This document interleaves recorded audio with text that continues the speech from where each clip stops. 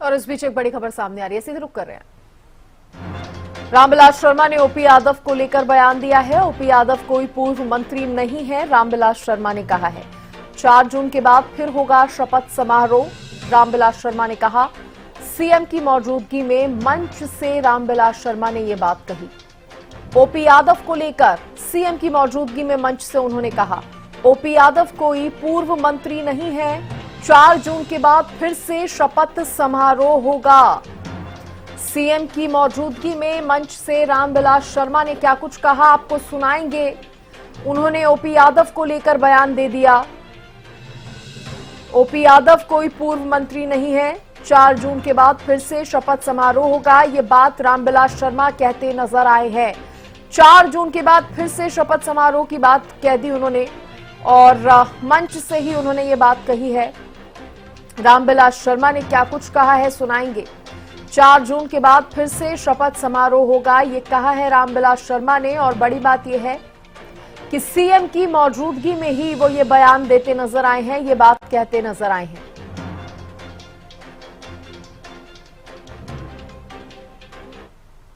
लोग ओम प्रकाश जी यादव को पूर्व कहते हैं। अरे समय को कोई भरोसो को नहीं, कद पलटी मार जावे। कई बार गादड़ा सु सिंह हार जावे। राजा दशरथ प्राण त्याग दे, राम बन को जावे। कोई पूर्व नहीं है।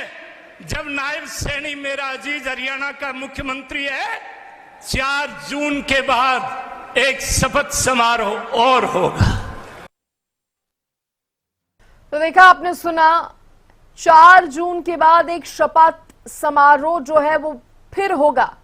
कोई पूर्व नहीं है, ये कहते हुए रामविलास शर्मा नजर आए। ओपी यादव कोई पूर्व मंत्री नहीं है। 4 जून के बाद फिर से शपथ समारोह होगा। देखिए क्या कहने की कोशिश उन्होंने की है, क्या मायने निकाले जाएं इस बात के। बीजेपी के प्रवक्ता विदु रावल जी मेरे साथ जुड़ गए हैं। विदु रावल जी, आपने सुना होगा इस बयान को, क्या कुछ कह रहे हैं रामविलास शर्मा जी, उनके इस बयान की, उनकी इस बात के क्या मायने निकाले जाएं?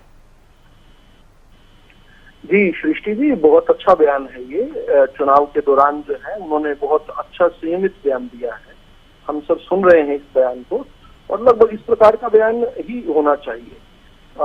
किसी प्रकार से अगर आप किसी क्षेत्र में हैं और वहां पर थोड़े दिनों पहले तक कोई मंत्री वहां पर थे और फिलहाल क्योंकि पार्टी के अंदर अलग अलग भूमिकाओं में सभी लोग रहते हैं, तो अगर वो आज मंत्री नहीं है तो ऐसा नहीं कि भविष्य में वो मंत्री नहीं बन सकते। और वैसे भी दूसरी बात उन्होंने कही, बिल्कुल ठीक कही, याद करवाया कि 25 मई का हमारा यहाँ पर चुनाव है और 4 जून को जो है शपथ ग्रहण समारोह जो है 4 जून के बाद किसी दिन होगा ही, निश्चित तौर पर होगा।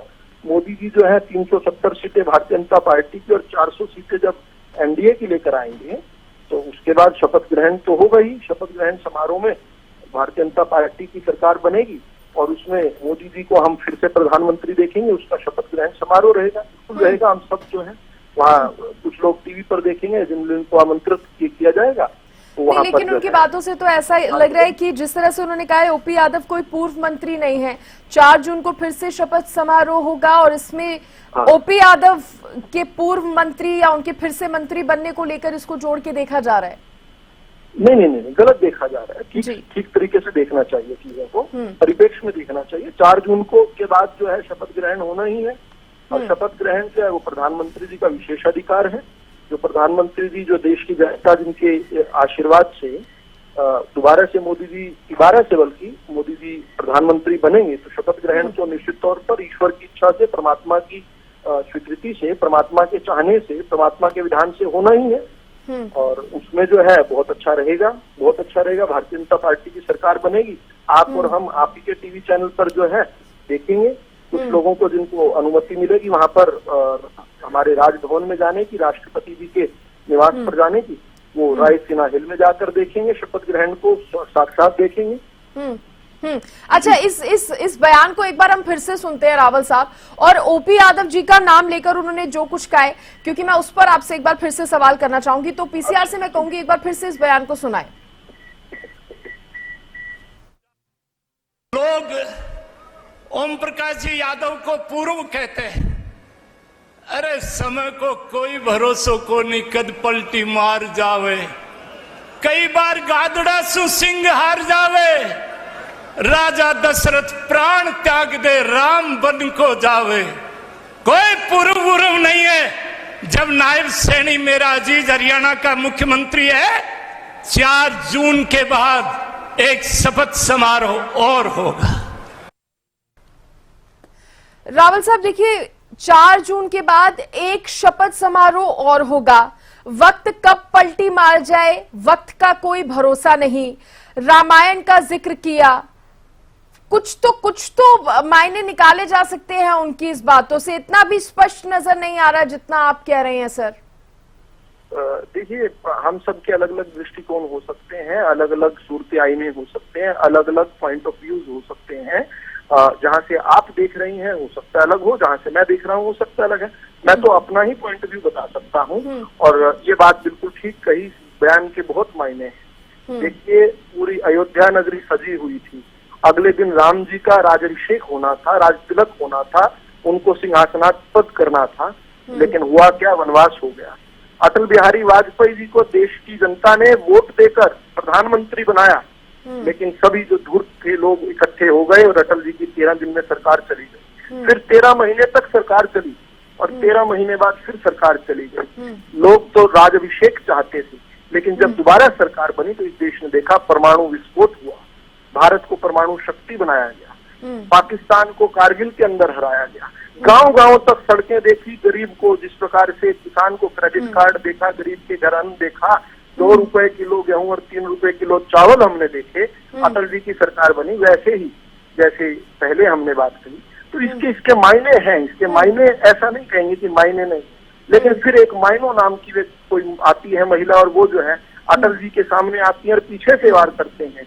पूछते रहे लोग, अटल जी अब की बारी अटल बिहारी, अटल के बनाम कौन, कोई सामने नहीं आता।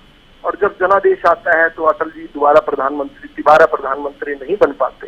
ये भी इस देश की जनता ने देखा। तो इसलिए ये कहना कुछ नहीं होता। राम जी जिस प्रकार से चाहेंगे, प्रभु श्री राम जिस प्रकार से चाहेंगे, अयोध्या जी में विराजमान प्रभु श्री राम, जिनका भव्य दिव्य नव्य मंदिर हमने देखा, उस मंदिर में से जिस प्रकार से आशीर्वाद मिलेगा, निश्चित तौर पर उसी प्रकार से चलेगा। विधि का विधान वही है जो प्रभु श्री राम चाहेंगे। अच्छा, हरियाणा के संदर्भ में देखिए तो सरकार की तो किसी फैसले पर कटाक्ष नहीं किया ना, या कोई ऐतराज तो नहीं जताया ना, ये कह के कि कोई पूर्व नहीं होता, खासतौर पर ओपी यादव का नाम लेके।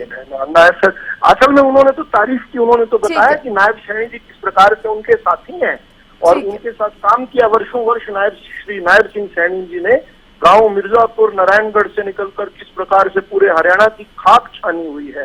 36 नंबर के झरने से गेहूं जिस प्रकार से झाड़ते हैं, इस प्रकार से हरियाणा की गली गली और चौराहे और गांव ढानियां जो है उन्होंने झाड़ रखी है नायब सैनी ने। ऐसे हरियाणा के लाल को हरियाणा का मुख्यमंत्री बनाया गया, ऐसे गरीब के बेटे को हरियाणा का मुख्यमंत्री बनाया गया। आज तक तो राजशाही लोग बना करते थे हरियाणा के मुख्यमंत्री केवल, ये तो मनोहर लाल जी बने और उसके बाद नायब सैनी जी बने, जो गरीब परिवारों से आए हुए लोग बने। और उन्होंने किस प्रकार से जो है मनोहर लाल जी ने जो चमत्कार किया हरियाणा के अंदर, हरियाणा की व्यवस्थाओं का सुधार किया, लगभग उसी प्रकार से आज गरीब के बच्चे नायब सिंह सैनी भी वही काम कर रहे हैं। इस बात के ऊपर उन्होंने मोहर लगाई। चलिए ठीक है रावल साहब, आपने जो कहा हम समझे उस बात को और हमने माना भी वही। बहुत शुक्रिया विदु रावल जी जुड़ने के लिए और हरियाणा न्यूज से बातचीत करने के लिए। तो देखिए, ये बयान जब सामने आया रामविलास शर्मा का तो कई सवाल खड़े होने लगे, और अब किस तरह से उनके बयान को यहाँ पर प्रोफेसर विदु रावल ने समझाया है वो भी आपने सुना, और आपने बयान भी सुना रामविलास शर्मा जी का।